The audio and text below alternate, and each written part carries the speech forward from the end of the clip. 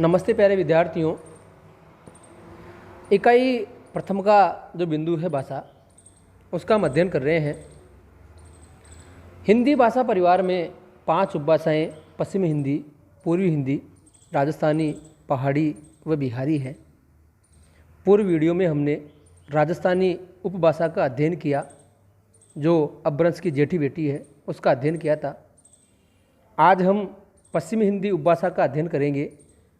5 उपभाषाएँ और 17 बोलियाँ, इन सब का अध्ययन हम एक वीडियो के माध्यम से एक क्लास में नहीं कर सकते, इसलिए आज हम पश्चिमी हिंदी की ही चर्चा करेंगे। इस भाषा परिवार के वक्ता लगभग 7 करोड़ है।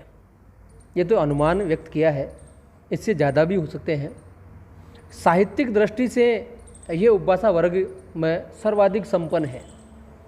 साहित्यिक दृष्टिकोण से अगर 5 उपभाषाओं की चर्चा करें तो पश्चिमी हिंदी का जो क्षेत्र है वो व्यापक है, ये सर्वाधिक संपन्न है। इसकी जो 5 बोलियाँ, खड़ी बोली, ब्रजभाषा, हरियाणवी, बुंदेली व कन्नौजी। अब खड़ी बोली की बात करें तो खड़ी बोली का आधुनिक काल में साहित्य के क्षेत्र में ऊंचा स्थान है, क्योंकि सर्वाधिक रचनाएं हुई है उसमें। हम जो बोल रहे हैं, लिख रहे हैं, समाचार पत्र में, टीवी में, जहाँ भी देखते हैं, ये सब खड़ी बोली का ही, कोरवी का ही एक रूप है। ब्रजभाषा ने भी 600 वर्षों तक, लगभग 600 वर्षों तक एक छत्र सत्ता अपनी कायम रखी है। हिंदी साहित्य में इनका क्षेत्र भी व्यापक है। हालांकि बुंदेली व कन्नौजी का साहित्य सीमित है, क्षेत्र भी सीमित है।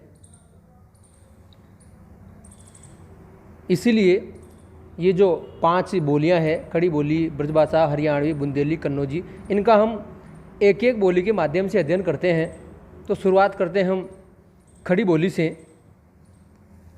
इस बोली को ये नाम लल्लू लाल ने प्रेम सागर ग्रंथ की भूमिका में दिया था। प्यारे विद्यार्थियों, नोट करना है। यानी खड़ी बोली को ये नाम खड़ी बोली किसने दिया? तो लल्लू लाल थे। अभी आधुनिक काल जब पढ़ेंगे हम साहित्य में तो चर्चा करेंगे। उन्होंने प्रेम सागर ग्रंथ की भूमिका में ये नाम दिया था।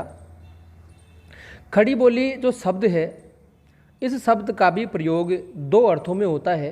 ध्यान से समझना है विद्यार्थियों। नंबर 1, साहित्यिक मानक खड़ी बोली के रूप में, जो भारत सरकार की या भारत की राजभाषा है। संविधान में खड़ी बोली को राजभाषा का दर्जा प्राप्त है। मानक खड़ी बोली का दर्जा भी इसको प्राप्त है। इसीलिए इस शब्द के अर्थ में भी खड़ी बोली का प्रयोग होता है। दूसरा, जन बोली के रूप में, ये एक जन बोली है, आम जन की भाषा है। तो इन 2 अर्थों में इसका प्रयोग होता है। इसके क्षेत्र की बात करें तो दिल्ली और मेरठ का जो आसपास का क्षेत्र है, देहरादून का मैदानी भाग, सहारनपुर, मुजफ्फरनगर, बिजनौर, रामपुर, मुरादाबाद, ये जो क्षेत्र है इसमें खड़ी बोली का प्रयोग होता है। मेरठ की जो खड़ी बोली है वो आदर्श और मानक मानी जाती है। प्यारे विद्यार्थियों, ये प्रश्न परीक्षाओं में कई बार पूछा जाता है। अभी जो कॉलेज व्याख्याता का एग्ज़ाम हुआ, इसके अलावा भी नेट के, JRF के, इनके जो एग्ज़ाम होते हैं, इसमें ये प्रश्न आता है कि खड़ी बोली का आदर्श और मानक रूप कौन सा है। तो मेरठ की जो खड़ी बोली है जो आदर्श और मानक मानी जाती है। वर्तमान की जो हिंदी है वो मूलतः कोरवी पर ही आधारित है। खड़ी बोली के प्यारे विद्यार्थियों उपनाम भी है, इनको भी नोट करना आपको। ये अलग अलग विद्वानों ने इनको उपनाम दिए हैं। देसी हिंदुस्तानी, ये गिरिशन ने नाम दिया। सर हिंदुस्तानी नागरी भी इसका उपनाम है। हिंदुस्तानी कोरवी, ये हिंदुस्तानी कोरवी नाम राहुल सांकृत्याय ने दिया था। जनपदीय हिंदी, ये सुनीति कुमार चटर्जी ने नाम दिया था। वर्नाक्युलर हिंदी और टकसाली भाषा, टकसाली का मतलब यही है शुद्ध भाषा, ये गिलक्राइस्ट ने इसको नाम दिया था। इसका जो उद्भव है शौरसेनी अपभ्रंश के उत्तरी रूप से हुआ है। खड़ी बोली का जो नामकरण है ये खड़ी बोली ही क्यों हुआ इसका? इसके भी हम व्यवहारिक रूप से बात करें तो जैसा देखने में आया, अनुभव किया कि लहजे में कर्कशपन हो या इसका लहजा तीखा हो, आक्रामक हो, खराब हो, तो उसको हम सामान्यतः खड़ी कहते हैं। हम जिसका लहजा तीखा या कर्कश वाला होता है तो उसको कह ही देते हैं कि ये खड़ी बोली का प्रयोग कर रहा है, इसकी बोली थोड़ी खड़ी है। तो खड़ी बोली के नामकरण में भी विद्वानों के अलग अलग मत है। नंबर 1, आकारांत प्रधान व खड़ी पाई के कारण। आकारांत प्रधान यानी अंत में शब्दांत जो होता है उसमें आ की मात्रा आती है, खड़ी पाई। इस कारण केशवदास वाजपेयी ने इसको खड़ी नाम दिया।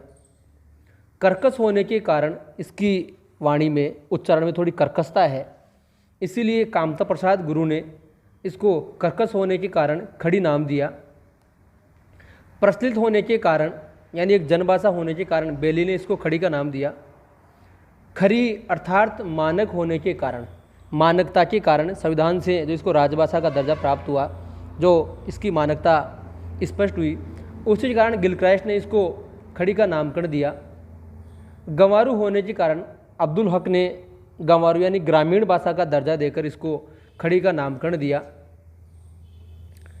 बिजनौरी इसकी उपबोली है। ये भी आई और औ इसके मूल स्वर है, जिसकी चर्चा पूर्व वीडियो में हमने की थी।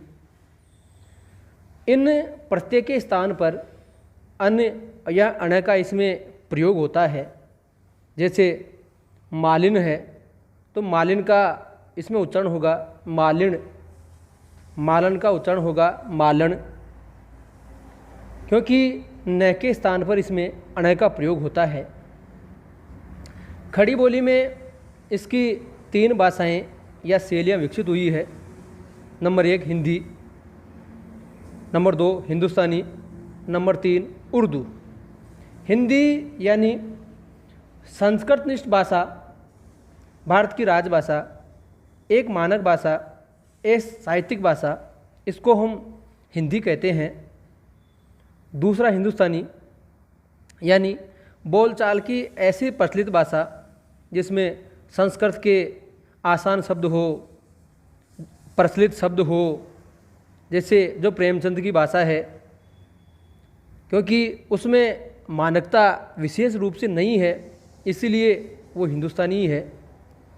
तीसरी शैली है उर्दू, जिसमें अरबी फारसी शब्दों की बहुलता हो और जिसकी लिपि फारसी हो, वो उर्दू कहलाती है। तो ये इसकी 3 शैलियाँ थी। जगन्नाथ दास रत्नाकर ने खड़ी बोली के समर्थकों को हठी व मूर्ख कहा था। जगन्नाथ दास रत्नाकर की चर्चा आगे हम साहित्य में करेंगे। तो प्यारे विद्यार्थियों, आज हम खड़ी बोली का अध्ययन करेंगे। अगली जो कक्षा है अपनी, उसमें पश्चिमी हिंदी के जो बचे हुए 4 रूप, ब्रजभाषा, हरियाणवी, बुंदेली और कन्नौजी, उसकी हम चर्चा करेंगे। धन्यवाद।